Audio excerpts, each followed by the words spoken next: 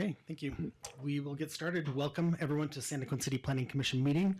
It is Tuesday, June 13th, 2023. Would anyone like to start us off tonight with a thought or an invocation? Commissioner Romero, please. An invocation, or quote, coming together is the beginning. Keep together is progress. Working together is success. Henry Ford. Very good, thank you. Mm-hmm. Would anyone like to lead us in the Pledge of Allegiance tonight? Commissioner Reed? I pledge allegiance to the flag of the United States of America and to the republic for which it stands, one nation, under God, indivisible, with liberty and justice for all.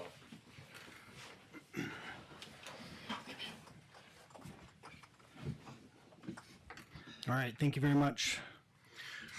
Okay, before we jump into the agenda tonight, I think it would be important to first welcome our new planning commissioner, Commissioner Moak. If you don't mind, not to put you on the spot, no pressure, but if you'd like to take a minute and just introduce yourself, that'd be great. Okay, I'm LaDawn Moak. What do you want to know about me? Like, I'm a mom to 4 kids. Our oldest is a girl, she's 12, and then we have 3 boys that, 11, 7, and 6. We live here in Santaquin. We've been in Santaquin for almost 3 years. We've been in Utah for just 4 years, almost 5. We own Chubby's Cafe in Payson. We run that, my husband and I. Well, mostly my husband, not me as much. I help out there. I don't know what else is there about me.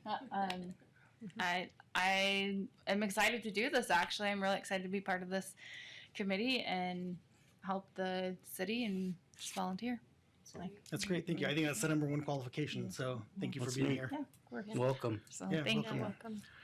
And then we also would just like to express our gratitude and thanks to Commissioner McNeff, whose spot you're filling. We appreciate her years of service and wish her well going forward. So with that, you can see on the screen there is the agenda for tonight. And unless there's any objections, I think we'll just move ahead in that order. So our first item that we need to take care of is the public forum. I'm going to open the public forum tonight at 7:07. Would anyone like to address the commission during the public forum tonight? All right, then we can close the public forum at 7:07. And we will move right into agenda item number 1. This is the Griffin subdivision final plan. All right, is he on there? I admitted him, but I did not hear anything like he's on there. Are you there, Mr. Griffin?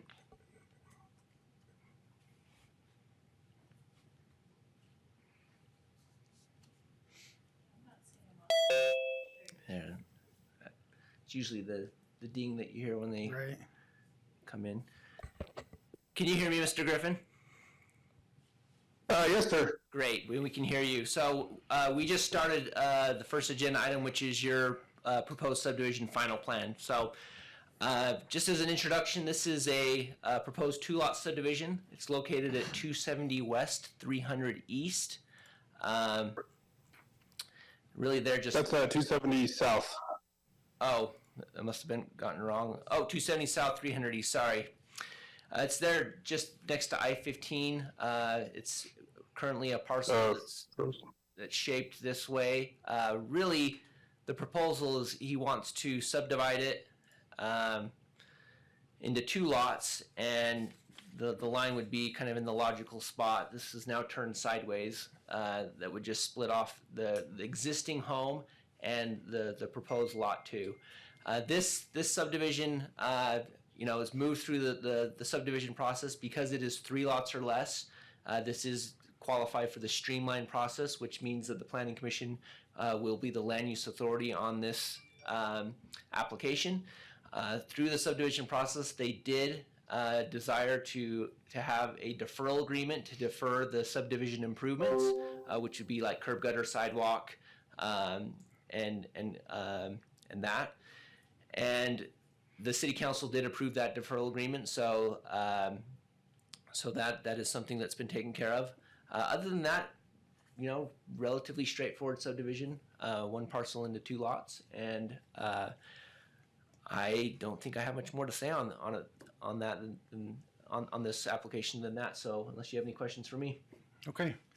Since Mr. Griffin is here, I would give you an opportunity to add anything to that presentation if you had anything you'd like to add.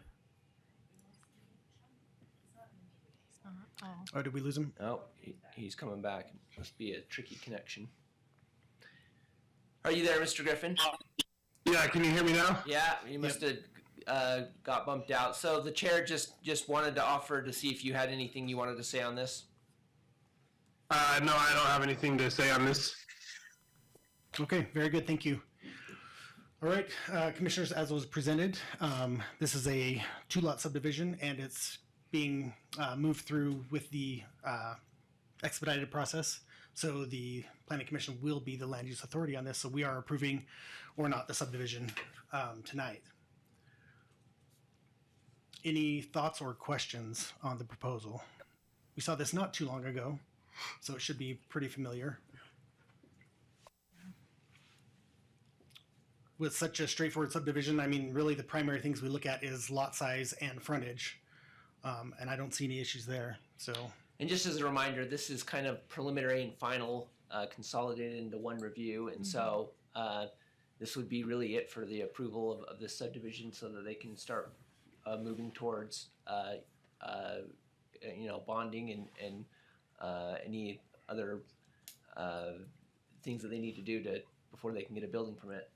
Again, with the deferral agreement, it limits some of the things they need to do, but basically they're at the end of the approval process and they can move forward with getting it recorded.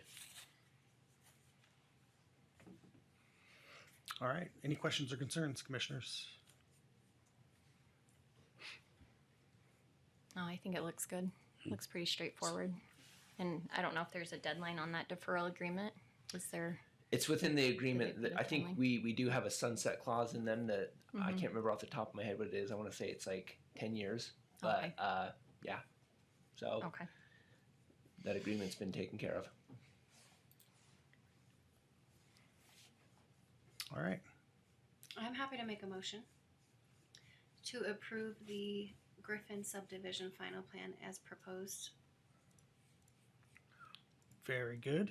We have a motion. With all red lines to be addressed. Okay, including all city red lines being addressed. Sorry, I was slow on getting you there. No, you're okay. I didn't know if they were there or not. I'm not I'll good. second it. Okay, we have a motion by Commissioner Lance and a second by Commissioner Nixon. Let's vote. Commissioner Hoffman, Aye. Commissioner Waite, Aye. Commissioner Romero, Hi. Commissioner Nixon, Aye. Commissioner Moak, Aye. Commissioner Lance, Aye. Commissioner Wood, aye. The motion is approved and it's unanimous. That subdivision is approved. Thanks, Mr. Griffin, for joining us. Thank you. Thank you. Just stop it now. Okay. With that, we can move on to agenda item number 2. This is a proposed code amendment related to planned unit developments. Let's see. Let me make sure I'm out of Zoom.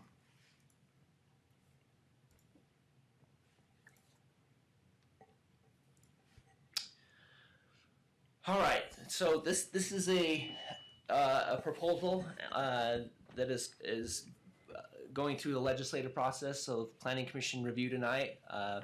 There will be a public hearing that needs to take place, and then the Planning Commission will make a recommendation to the City Council, who will ultimately be the final authority on this action.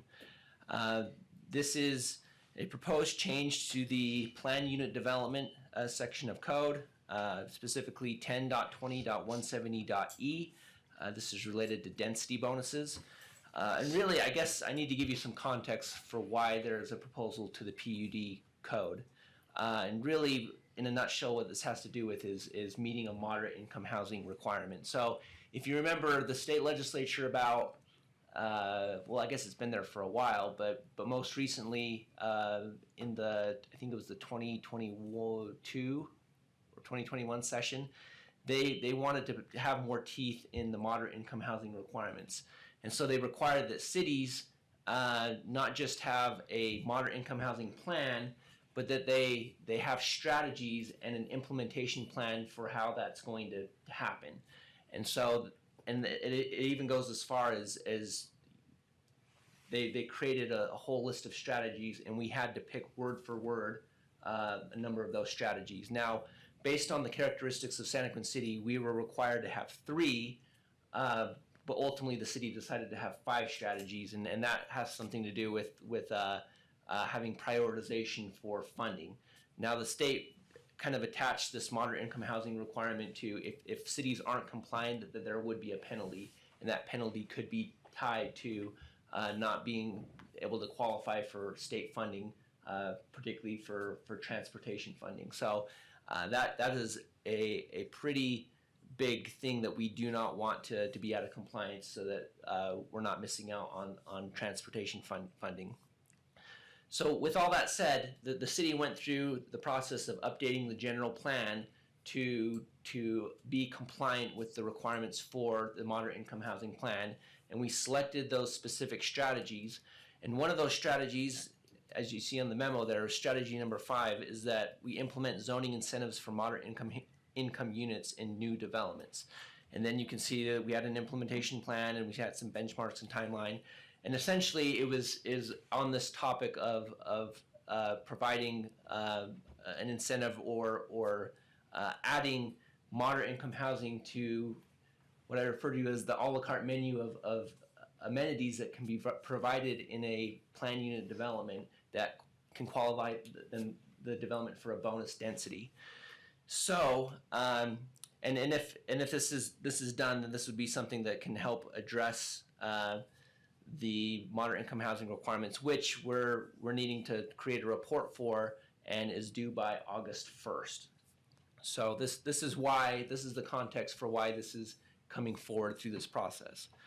And then in the memo, and I can get to some of those things later. Let me pull up the ordinance now. So essentially, in the Plan Unit Development Code, 10.20.170, and starting in Section E, is basically an explanation of how density works in a planned unit development. So there's a base density that's calculated, which produces a yield plan layout, and then they can understand how many lots they could get if they were developing it under the standard zoning. But there's a number of things that they can provide in the development plan, which will then give them a maximum up to a 45% density bonus. And so as you can see, there's different types of amenities and a percentage increase that they can get from that, or they can get a design theme and fencing and all these different things, and even fencing types. Like I say, it's kind of an a la carte menu of things they can provide in the development to get that density bonus. And then there's probably the most visible or most probably used density bonus, and that's providing open space. So usually with a PUD, they'll provide open space, whether it be private or public, and amenities for people who live in that development. And then of course there's other things as well. So all the way down to that section related to density bonuses, I've just added a paragraph that talks about moderate income housing, and maybe I'll just read this and then I can explain it further. But essentially, this proposed language to be added to this section is read as developments which provide moderate income housing for at least 6% of the total residential units are eligible for a 6% density increase. Units will only be identified as moderate income housing when a deed restriction is recorded with the Utah County Recorder's Office on a subdivision plat or other appropriate deed restriction means, which states that, and this is a language we'd want to see on the plat exactly this way, is units must be reserved for occupancy by households with a gross household income equal to or less than 80% of the median gross income for households of the same size in Utah County. Now, I expect that there would also be a defined number of units that would need to be that, and that would be the 6% that are there. Now, let me explain this paragraph and how we came up with it. So the 6% increase is really a filler, but really the logic behind that was, moderate income housing is something that the state wants to see, and it's something that the city recognizes as something that is a need, but it's got to be something. It's got to be enough that it's got to be realistic to actually use and implement. So, for any one specific item, see, just as like an example, if you provide an equestrian facility, then you could get a 6% increase. I think that's the maximum percent increase that you could get for one item, if you will. Now, open spaces is you can get a lot higher percent increase, but that's more of a kind of a formula. But we thought moderate income housing would match the highest percent increase that you could get, and that way it takes away any doubt that the city has provided a reasonable, realistic, incentive for developers to actually implement moderate income housing into their development. So that's why that number is there in this proposal. And then obviously we want to have teeth for if that happens, and so that's why there's language about a deed restriction and having it recorded on the plat and things of that nature. And then the last part, that language right there, other than the fact that I've inserted Utah County, which is the county that we are in, that is the exact language from the definition of what a moderate income housing is per the state code. And so, people will say, well, what's moderate income housing? That's it. It's 80% is at least equal to or less than 80% of the area median income, or you'll hear AMI. So that's basically what this language means and how it was made up. And to think of kind of a hypothetical situation of how this would be applied. Let's say we have a subdivision that would like to have 100 units. And they could have a maximum of a 45% increase, and they need to provide all these different amenities. Moderate income housing would basically equal 6 units they would need to set aside in order to get that density increase. And those 6 units would have to meet these stipulations where they would have to have that on the plat. There would need to be a deed restriction recorded or some other means to make sure that it's actually done. And then it would need to fit those parameters of being equal to or at least 80% of the area median income. So that is something that we put in here. Now, I want to remind you, and this was up in my memo, a few things. One, PUDs, they only happen when the city has designated it a development as a PUD. It's not just a zone that we have that is an option out there for people to use. Really, the only time a PUD happens is when they want to be a PUD, probably likely for a density bonus that they want to provide those things in order to get the density bonus. But really, a designation of a PUD is looked at like a zone change. So what I'm getting at is it's a discretionary decision by the city council of whether or not something is a PUD, and it only exists if there's a development agreement that accompanies it. So this is something that is not just a tool out there for anybody to use. It's really only tied to PUDs, which only happen if the city decides that a development is a PUD. That's the first just reminder. Secondly, this code amendment gives the developer a choice. This is not something the developer has to do. They could pick every other amenity that they want to do, but they don't have to provide moderate income housing. But all this amendment would do is the city giving the developer an option to provide moderate income housing for a density bonus. So again, this is not us forcing moderate income housing in a development or expecting that it's going to happen in every case, but it gives the developer that choice. And then finally, people hear moderate income housing and they immediately assume, townhomes or apartments or condominiums. This proposed language doesn't say anything about the unit type. And it's probably more likely that it could be a unit type that's a little, of a higher density, but it very well could be a single family home, depending on how big, the single family home. We have some PUDs that have relatively smaller homes, and those homes could, qualify as moderate income housing as long as they are charging 80% equal to or less than 80% of the area median income. So don't look at this as an incentive to a certain type of housing that people may or may not like, but it's basically just tied to the amount that is charged for that unit. So Okay. hopefully that helps. That's kind of how this was put together and the logic behind why the language is the way that it is. And so again, this is a legislative process, planning commission recommendation. We need to hold a public hearing, and then it does also help address a strategy that the city has to meet the moderate income housing requirements from the state. So Okay. I'm sure there'll be questions, but Thank you very much. I'm sure there will. There was some discussion before, so I'm sure there'll be some questions. But before we do that, since we were required to have a public hearing on this agenda item, let's do that now, and then we'll get into discussion. So I'll open the public hearing on this agenda item tonight at 7:24. Would anyone like to address the commission on this agenda item? Okay, then we will close the public hearing at 7:24. All right, commissioners, what are your thoughts? Questions, discussion items? If you increase the density for a development, what does that mean?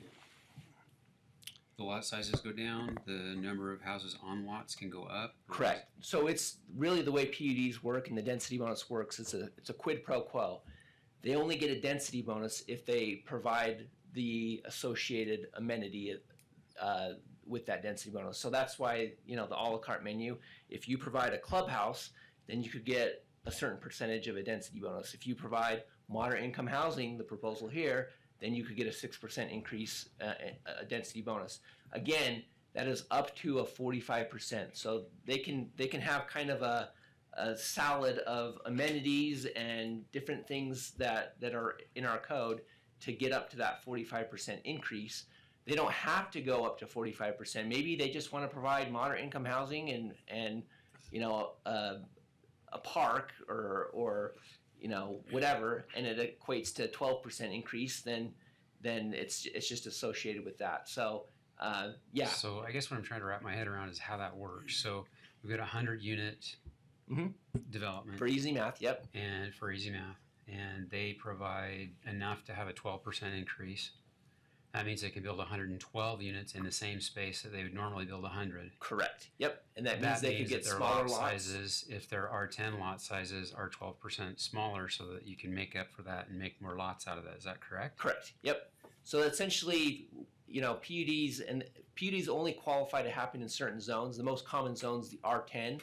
So instead of 10,000 square foot lots in that particular area, if the city approves the development to be a PUD and they have the development agreement and we see the amenities and that sort of a thing, instead of 10,000 square foot lots, it qualifies them to have smaller lots, and there's still parameters on how small those lots can go, but it qualifies them to have less than 10,000 square foot lots, and that way they're able to get more homes to sell.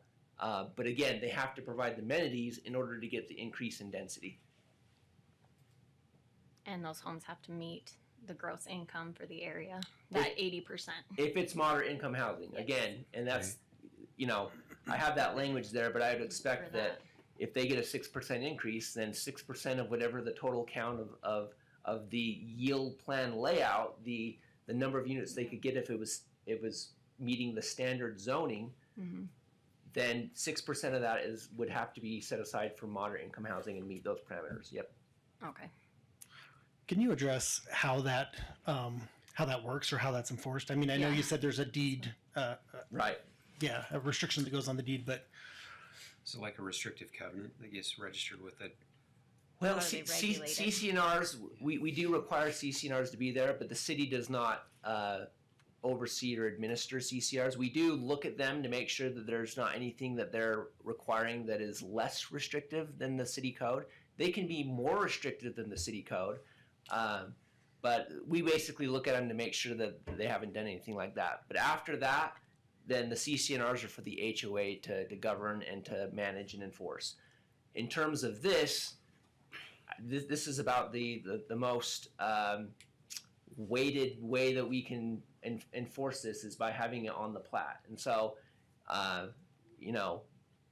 yeah, I mean, that's a good question. I think we would say these lots need to be that, and I think through due diligence and a title search or whatever, they would be able to see which lots have to be sold for a certain amount. And I'm sure that we have a couple real estate agents. I'm sure that we will hear about it if they're asking for more than that, and we'll go through that process if they're not in compliance with that. So, like I say, I think this was the most what's the right word?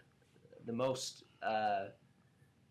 concrete way to try and enforce that. But this is one of the strategies, and this does happen in other communities. This is obviously new to Santaquin, and usually there's something recorded on the property, a deed or whatever to enforce that. But certainly there's always something could happen, and I'm sure that would be something we'd have to address from a legal standpoint. So the language says that the units must be reserved for occupancy by people who make less than 80%, right? So presumably Yeah. they would have to show some sort of income verification to be able to buy the lot. Is that Correct. So that home is going to have to be priced at a certain price point for them to even afford it. So 80% of the area median income is 65 grand annually. I don't even know if you can afford a $300,000 home at 65,000. Well, that was So going to be that's my why I don't even know if this is going to apply to pretty much anything. that In was this going to be my market. follow-up question. Yep, and that's the thing is, So I don't know if we need to get too ruffled up over it because I don't know if it's even feasible. and that is a great point. And kind of what I was alluding to is, yeah, market changes, and this is something not to get on this soapbox here, but obviously there's a desire and a mandate by the state for moderate income housing, and the market is one thing that cities do not have control over. And so, yeah, in this market, that's going to be a really hard thing to do, and I don't think a developer is going to necessarily think that's a great thing to provide for a density bonus, because they're going to have to charge something that is probably a lot less than what the market would demand. And so it's a $300,000 to $325,000 home and a $2,400 mortgage, and that has to include the HOA. Yes. So that's maybe a condo, maybe. So does this language though Qualified. require the selling price to be affordable? I mean, it says it should be reserved for them. Is that sufficient to say that in addition to only allowing those people to buy them, it would also limit the purchase or the lease? I believe it would, yeah. Okay. And again, this is the exact language of how moderate income housing is defined. And so, yeah, there definitely have to be some calculations, and it would fluctuate. It depends on what the current AMI is in the county, and it depends on what the current housing market is. We're in a housing market that would be really hard to do that. And in a different housing market, that might be something the developer would be like, great, that's about what we can get out of a house anyways. We may as well restrict it to be sold for that amount, and yeah, so it's, again, the point I tried to make is that this is what we have control over, but we do not have control over the housing market and exactly what the price will be. It's basically, the city would be approving a calculation based on what the definition of moderate income housing is. But it provides the state evidence that we're trying to accommodate the Correct. request. We would be meeting one of the state, this would meet the requirements, and something that we could report that the city took action on providing what the strategy says, providing an incentive, implement zoning incentives for moderate income units in new developments. And Jason's So- right, interest rates are proposed to Yeah. come down. So I mean, it probably may It might work, loosen but up. don't we provide like one new strategy a year? Is that So- what we're supposed to do, or what's kind of the? No, so the way the strategies work is, and again, this is all new, and so I've sat in many meetings with other city officials trying to wrap our mind around what this means and how to be in compliance. I think the intention with these strategies is not that there's necessarily, that we have to make some code change every year, but there has to be some action taken. And I think, I've been thinking a lot about this and what actions we could take each year that I think would meet the intent of this requirement. I think the reason why this changed is the state legislature felt like, okay, we have a moderate income housing plan and a requirement, and cities made a plan, and it just sat out there and nothing. It didn't do anything, and so they're trying to put some teeth to this so that there's more action and implementation, and we're actually progressing towards providing moderate income housing and not just we have a plan and it's there. Now, I think there were certainly some things that we did. I'm not saying that we sat on the plan and didn't do anything about it. Obviously, as you can see around the community, there's been a lot of zone changes and things that have been done to provide for some higher density units, which are you know, a smaller price tag. But again, in this market, it still doesn't feel like moderate income housing because it's such a crazy market. And again, we do not have control over the market, and that's been the cities on a soapbox to the state legislature for the last several years. Is you know, you want cities to fix this moderate income housing problem, but the cities don't dictate what people can charge for their property or for their homes. Well, and I feel like, well, we've made changes allowing the ADUs, so I don't know, do we even have to implement this right now to still fit pro quota? So the recent ADU change, that's another strategy that is a specific strategy we talked about. And I think this first year, I've sat in a lot of meetings and asked a lot of questions, and I think there's some things that have been relatively recent that we've done that I think we'll be able to qualify. But again, we have 5 strategies. We're only required to do 3. That's what I'm really focused on right now. The other strategy that we've done, and this was actually just approved by the council last week, is a sewer master plan was recently updated. And as part of that sewer master plan, and this is one of the strategies that we have, that every time a master plan is reviewed, we're going to do an analysis to see if impact fees associated with that master plan could be reduced. And so what we did with the sewer master plan is for detached ADUs, the council approved a reduction for impact fees by 10%. So if you build a detached ADU, the sewer impact fee is 10% less than if it was another. So that's like a double advantage. Sorry. Acronyms. An accessory dwelling unit. So like a detached dwelling on the same property. So that's like 2 incentives in one for moderate income housing, being able to save on impact. They're all 3 separate actions. Yes. Allowing for ADUs, addressing impact fees related to ADUs, and now this would be something that would be providing that. So you have to have 3 of. You only need 3. We have 5. 3 is the requirement. We have 5, and so like I say, I think you know, some of the recent development agreements, PUDs that we approved, like Santaquin Estates. That's one that I'll put in the report as well. And so, like I say, like we haven't not. We would like to do 5, but 3 is really what we need to do to get the target off of our back, so that we're not out of compliance with that, and therefore could be dinged by not qualifying for transportation funding.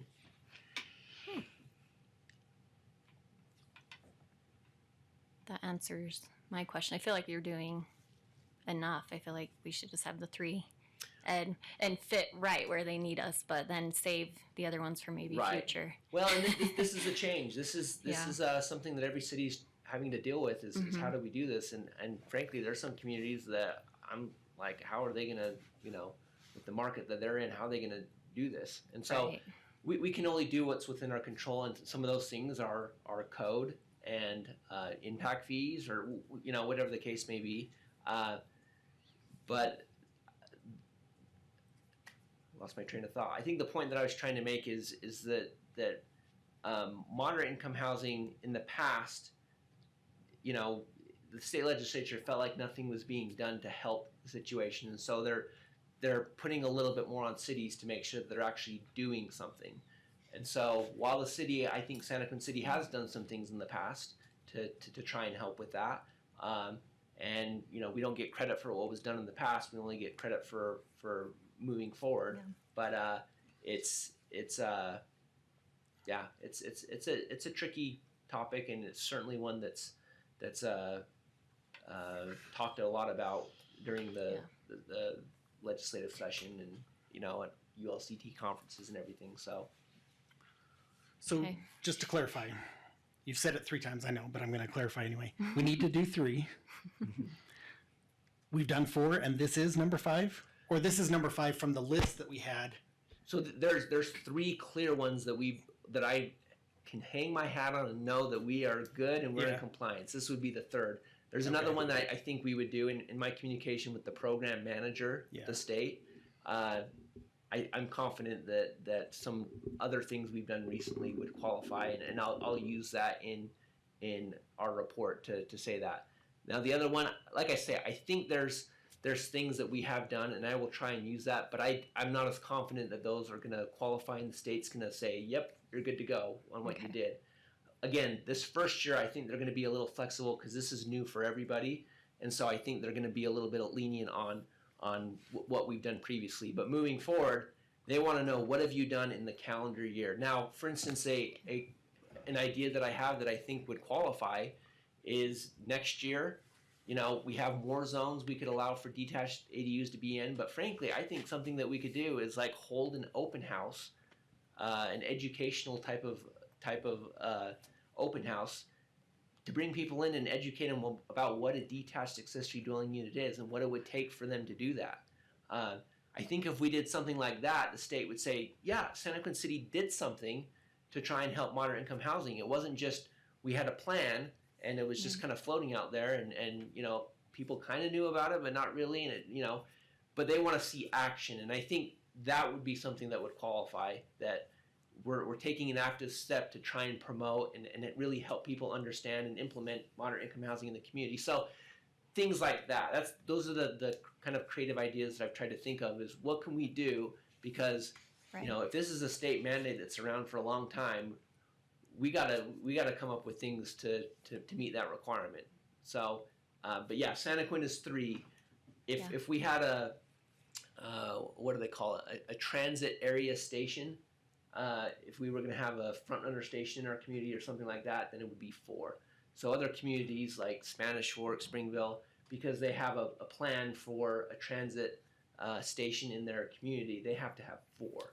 So we're only 3, but we have 5. And again, the state's basically said that if there is, state funding opportunities and 2 cities are both equally qualified for that funding, the tiebreaker might be who is doing more towards implementing moderate income housing. And so that's why the city council felt like having 5 would be good, because obviously we have some pretty high priorities related to funding, like the interchange. We'd like to see that addressed, and so we want to make sure we're in the best position possible to make sure that we're going to qualify for funding. So I'm still confused. This is 3 of 3, or this is 5 of 3? So this would be 3. Okay. This would be. There's And there's 2 more that we're still working on. There's 2 more that we could do that we don't have to do. Perfect. But I think it helps us if we're in a tiebreaker situation. And like I say, I think we have some things that probably would qualify for that, but I'm not as comfortable with knowing that those are going to fly with the state. But these 3, I know I will hang my hat on and say we have done our part and we have taken action, and I'm comfortable saying we are in compliance. So this is thank 3 you. of 3. This one's 3 of 3, Okay. but we have 5. Why does it say? Yeah. And Why it's does it say strategy number strategy 5 then? Yeah. I'm like, If you're worried about compliance, then yeah, this is 3. but then it says strategy 5 on the top. That's Because we have 5 strategies, but we need 3 to be compliant. Okay. This is the 3rd. But this is the 3rd. Strategy 5 That for we're the 3rd. implementing. So there's 5 strategies. This is the 3rd we're implementing. Correct. Yeah. Today. This is strategy number 5, but it's the 3rd strategy. You know that we'll go through. Are you guys messing with me now? I think we've clarified. I was We're all genuinely clearing it confused, up. but I We're think we've clearing it clarified. up. Yeah. Am I being punked? You know, passing people down the hallway. Oh man. All right. Can they count all of the 2 and 3 lot subdivisions we've been approving as part of the moderate income housing? That would be like infill, right? Is that at all related? It's just all infill. Okay. Because an infill lot isn't moderate income housing. Okay. It could Now- now. It's not necessarily. Right, Yeah. and that's the thing That's- is, I feel like it is. moderate income housing is That's the definition. If you want to know what it is, and I remember Yeah. my thought that I had earlier. Yeah. Moderate income housing plan used to be thought, and it's sometimes people still think of it as a quota. You know, they say we already have enough. We've done this. We've done. Right. Look at all the multifamily. Look at the Summit Ridge townhomes that we have there. We've done enough. The moderate income housing requirement never was a quota. There never was a number that we needed to have, and we're good. Santaquin's met that. It's always been the moderate income housing requirement is the city has to have a plan in place to provide it and to promote it. So while it feels like we have a ton of higher density that people say we have enough, we don't need any more. That's not how the state looks at it. They want us to have plans and now strategies and an implementation in place that we are doing something. Now, to be honest with you, some of the things we've done, is that going to equate to it? No, and that's going to be part of my report, and that's what they're asking for in the report is how has the market reacted to the action that the city's took, Yeah. the city's taken. And so, for instance, I'll say the city took action and allowed detached accessory dwelling units in the R10 zone. Over the past year, something that we're going to have to start thinking about. Camille's smiling because it's a project that we'll need to work on, but we'll need to say, okay, in the last year, how many detached accessory dwelling units did we have built in the R10 zone? I can tell you right now that number is 0. That will be something in the report to say, we made this change, it's compliant with state requirements, we got 0 detached ADUs, and then, you know, another question they ask in this report is, what are some things that can help with that? And, you know, again, that's the city's An frustration education as we course, go through yeah. this is, well, we can't control, you know, Joe Smith that lives on 300 South and saying you need to you know, spend your own money and build a detached ADU in your backyard. It's a private decision, a private property right, and we hope that people will take advantage of it. As you know, I think there's a lot of benefits and a lot of good things that can come from a detached ADU.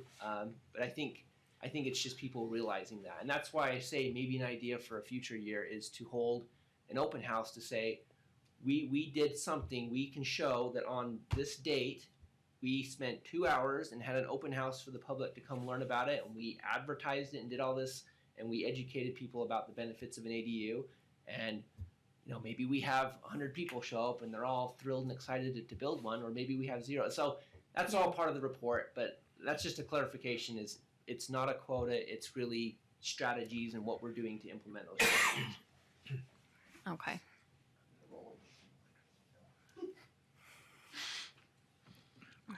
All right, any other Well- questions or thoughts on this proposed amendment to the code? All right, as discussed, our job is to make a recommendation to the city council. And so that's what we're going to do, one way or another, if someone's ready to make a motion.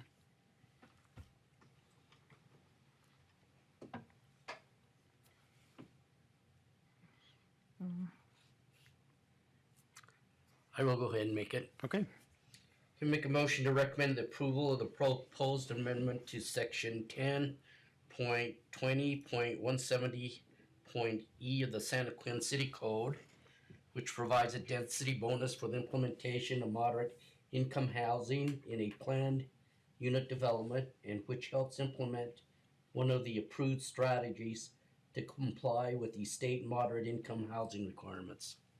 It's a lot of words. yeah, well done, thank you. Okay, we have a motion by Commissioner Romero. Do we have a second?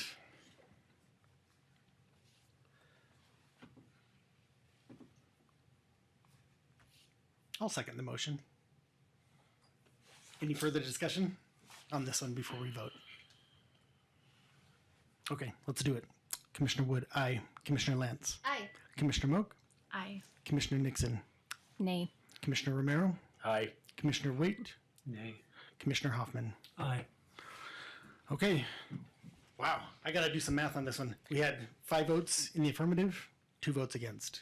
So the motion carries. Good discussion, though. Well, let me put it this way: the motion would have carried regardless because this is just a recommendation. So either way, we're not approving. Yep. We're not We're not approving it tonight, approving but we this. have to approve the recommendation, right? Correct. Yeah, So exactly. You have a motion, and that's To approve a recommendation. exactly. A positive recommendation. All right. I'll be surprised if that's used. That's I would be too. Nobody's gonna use Where I'm it. at. It's I think not. it looks good on paper. I don't know Yeah, if it's it's actually just- realistic. I feel like it's a good filler, but I don't like it. Well, and the other thing, I mean, I know we're going to move on, but these are things that we're going to be working on for years to come, right? I mean, this is not something that we lay in the sand and it's done, right? We're going to be evolving these strategies as we go forward, and we know the state is pushing additional requirements, and so this conversation is not over. Can I say something to that? Yeah. Please, if you have ideas of how to meet the moderate income housing requirement or ideas of how to implement our strategies, please bring them forward. Yes. Because it's a requirement we have to meet. We can't afford to not Yeah. qualify for this transportation funding. So, like I say, it's with my position, it's something I thought a lot about and how we're going to meet these requirements. There's going to be some requirements that nobody's going to like, or I should say, there's going to be some action that nobody's going to like. But in order for us to stay in compliance, it's, and again, this is not a just a easy thing, that's been passed in state legislation that cities are just like, yep, we're happy to do it. It's definitely being pushed back, and there's a lot of really strong dialogue at the state capitol about this requirement. And I've kind of alluded to some of the arguments that are there and why this could be frustrating for cities, because we're being asked to do some things that are uncomfortable. But again, there's a pecking order, if you will, and if and the state has some leverage to see that cities are compliant with this. So Can you anyways, can you move things around? So say like this year we implement this, but no one uses it. You could leave it in the code, or could you take it out if you're like, that didn't work, and then you add something different? I Can you think the do that? intention of this is not to go backwards. It's just It's to add on. to move forward with Okay. what are cities doing to encourage moderate income housing. And so I think removing Okay. something that could open us up to, somebody pointing out that, well, Santaquin, they did this last year, but then they retracted it the next year, and we don't want to have the You don't target wanna on our do back. that. This Okay. is a No, I just something that we're like trying if to do something to- worked better and like was implemented. right.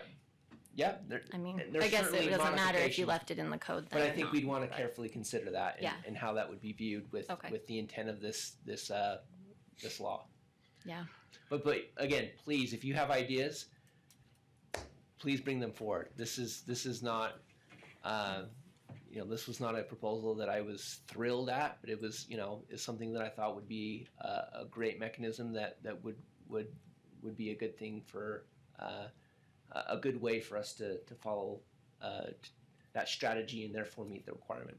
Yeah, on that note, I don't know, it's been, I don't remember how long, 8 months or a year ago, probably longer, I don't know, when we had the presentation where we looked at what the requirements were going to be, and there was a huge list of, I don't know, there was a bunch. We got into high letters. Yep. So there was lots of possibilities to choose from. This is kind of what the city settled on, but that material is still available. I mean, it would be something that to be referenced if you want to have a look, and if it'd be a good place to draw some additional ideas from. If you And just an want to do additional that, point so. to that, we can change our strategies, but we just have to amend our general plan to change that strategy. So it's not like we're stuck with the 5 or strategies that we picked right now. We could change those strategies, but we'd have to amend the general plan. So Okay. for this report, you're not going to see a general plan amendment. We've got things in place, and we know kind of what we're going to be doing over the next period of time. Right. There may need to be some sort of an update because obviously there's some specifics in that benchmarks and timeline, which, just as full disclosure, when we first submitted that moderate income housing plan, Santaquin City, along with 75% of the other cities and towns, were deemed not compliant.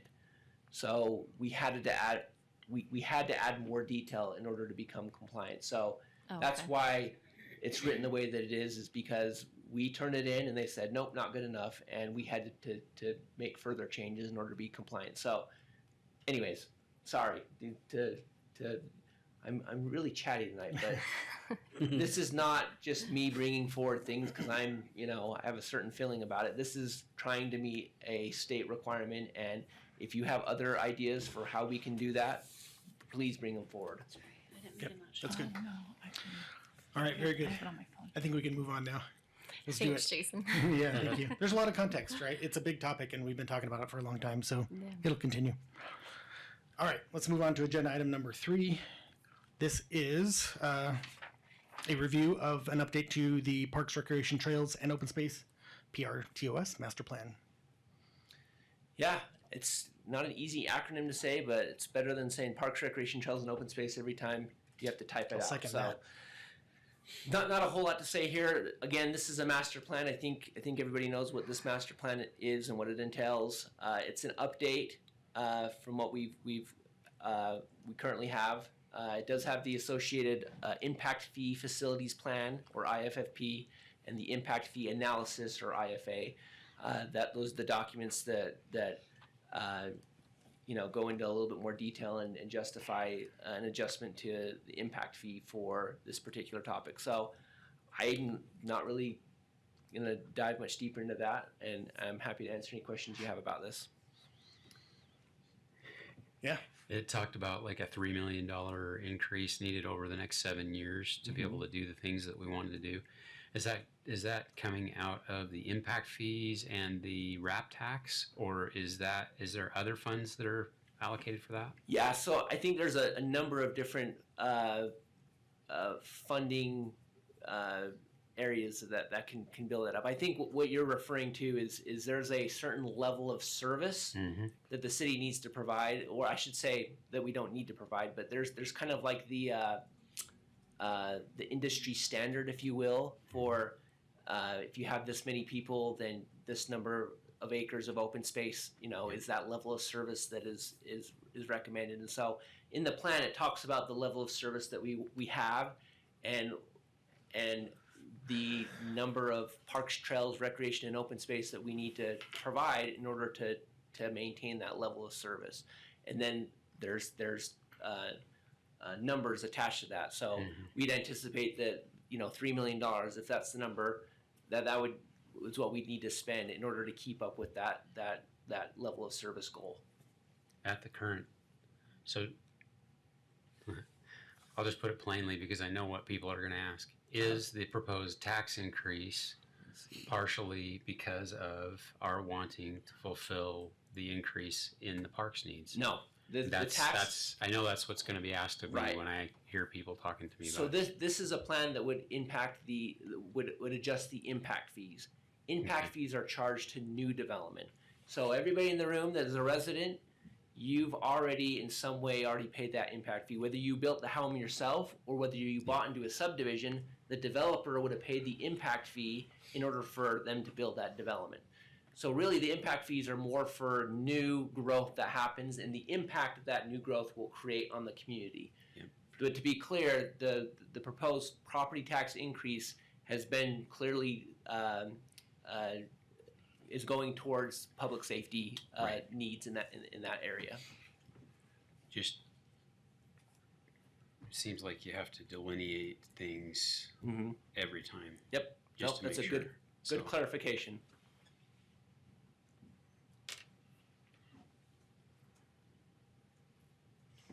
So can you sum it up as far as like the impact fees in general? From where we're at currently, where are they going? They're always going up. I realize that. But Well, and I can't remember off the top of my head, but there's a little bit of an adjustment and yeah. When you said sum it up, there's 100 plus pages I know. here. So and that's really what the IFA does is it goes through and It's explains. basically like a cost of living, but for the impact fees. Correct. Basically, Yep. cost increases, so impact fees are naturally going to go up. Right, impact fees and other user fees. So, like with the sewer master plan, not only did it adjust the sewer impact fee, but it also did adjust some of the sewer utility fees. So, So I think question, it's section Uh-huh. 4. the impact fees for the developments that we've already seen come through are already set, or these new adjustments will take place on those as they are built? Great question. So, approving the master plan itself will not change the impact fees. The city council needs to amend the fee schedule in order for that to happen. And when a master plan is updated, we have to wait 90 days before we can even touch the fee schedule. And so The sewer master plan was actually approved, a few months ago.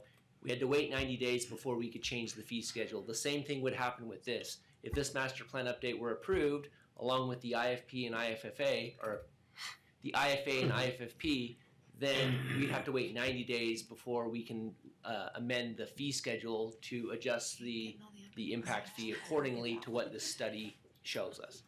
So 90 days from now, let's say we approve it, 90 days from now, they decide we're gonna raise the fees. Does that change those impact fees for the new developments that haven't been built yet? Yep, from the time the fee schedule is changed, any development that would come in after that would be under those new impact fees. But for the next 90 days, they're still under the current impact fees that we have on the books right now.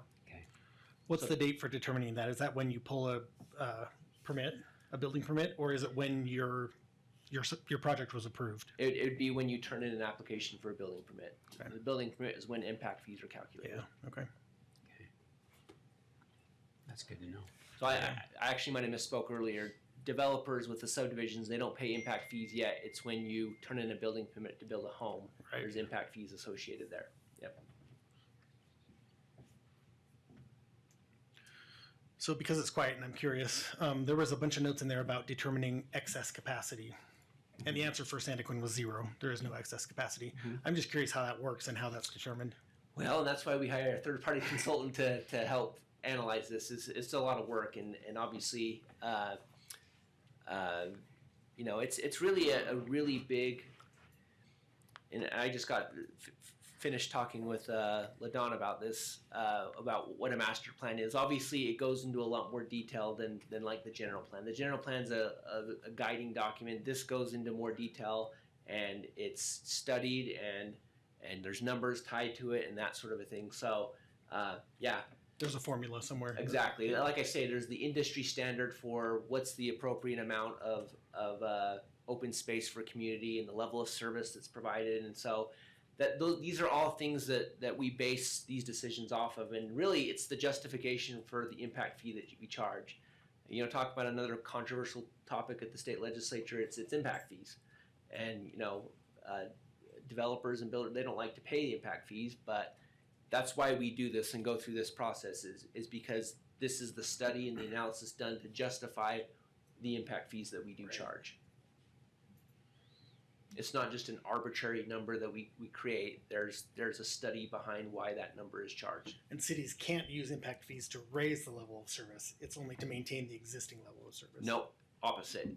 They use impact fees to basically expand the system. So level of service, though, right? You can't use it Correct. for maintenance, right? we cannot use impact fees for maintaining our parks. We couldn't use an impact fee to hire another parks maintenance worker. But you also couldn't use it to double the amount of open space per capita. We could. Oh, you could. That's the whole, misunderstood that. and that's the idea with impact fees is new growth. Maybe there's a development that happens and we get 1,000 more people out of that development. That's an impact on the system, whether it be sewer or water or our parks or transportation. And so that money can be used to, there's certain things that qualify for that, but really it's expanding our system. It might be building a new road, or it might be building a new park, or, Adding sewer capacity. exactly, yep. Expanding our water reclamation facility for the extra growth that happens. It's an impact fee, it's addressing the impact, it's proportional to the impact that was created by new growth. We need new snowplows. Mhm. Bad. So, just saying, putting it out there. More? More and new. And new. More and Better. new. And Please. Better. I don't like putting words in people's mouths, but I know that our council representative knows very well about that need. I saw his eyes as soon as I said it. If we just put in the heated streets, we wouldn't have to worry There you about go. it. Heated streets. Heated streets. Oh, that would be so easy to do. Like all loops. Okay, we are forwarding a recommendation to the city council. That's our job. Is anyone, any further discussion before we move ahead on that? And if not, is anyone ready to make a motion to that effect?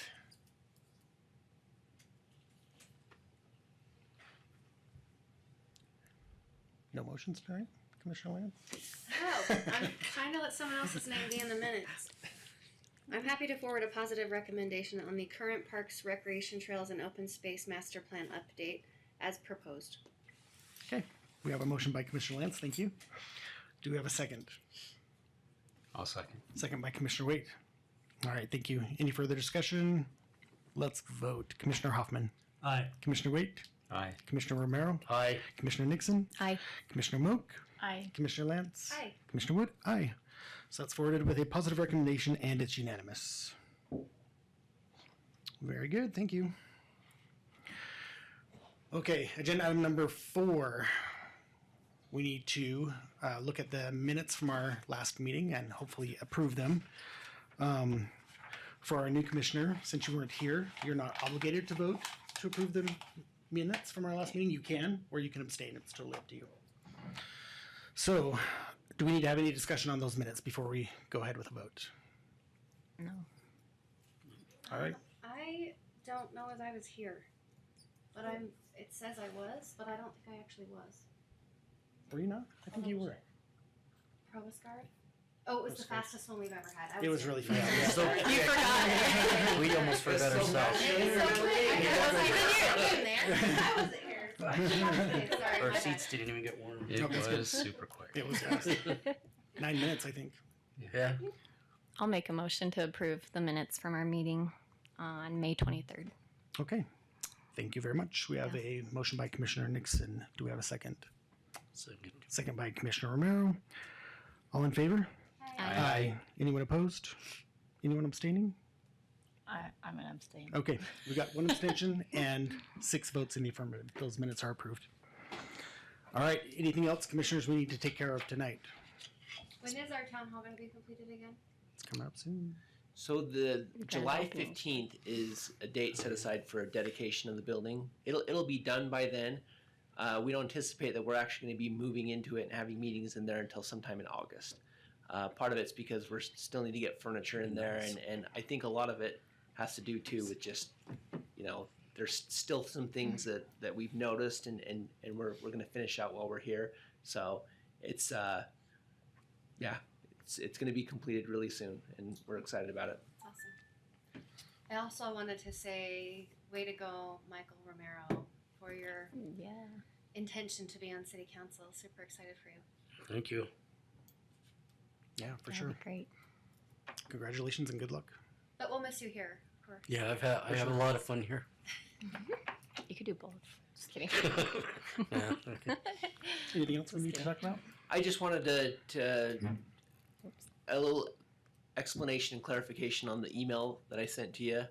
Just a reminder, again, another state requirement that planning commissioners need to have at least 4 hours of training every year. Most of you, I think, will have no problem getting 1 hour because if you attend 12 times, then that equates to an hour. I've sent you the link to that Land Use Academy of Utah training. And so if you do that again, that qualifies as another hour. We are planning to have a planning commission training event this fall again. If you remember, we didn't pace last year. This year, Santaquin's actually going to host that. We're going to have a new city hall and we'll have room to host that. So I'm trying to plan kind of what that training will be. And so we plan that event will be probably like 2 hours long. So that would be your other 2 hours. So anyways, that's kind of the creative idea that myself and other community development directors and planning commission in South Utah County have said that's how we're going to meet that training requirement. So more details to come on If we've already that. done the luau training, we can do it again and get another hour. To do the luau training twice. We did it last year, right? Mm-hmm. What's that? We did it last We year. did it last year. I think you have. I Do you think have to can do it every year? each year.